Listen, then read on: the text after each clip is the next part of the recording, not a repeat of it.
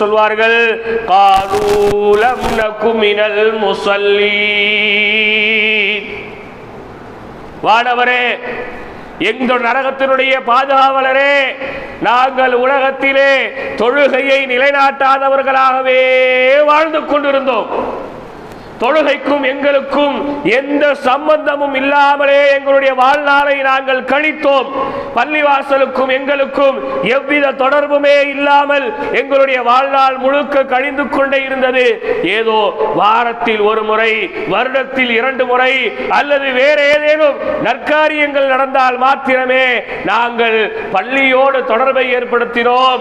நாங்கள் உலகத்திலே லம் நகு மினல் முஸல்லீன், தொழுகையை கைவிட்டவர்களாகவே நாங்கள் வாழ்ந்தோம். அல்லாஹ் காப்பாற்ற வேண்டும். அந்த நரகவாசிகள் சொல்லக்கூடிய முதல் பதிலே அதுதான். நாங்கள் மது அருந்தினோம்,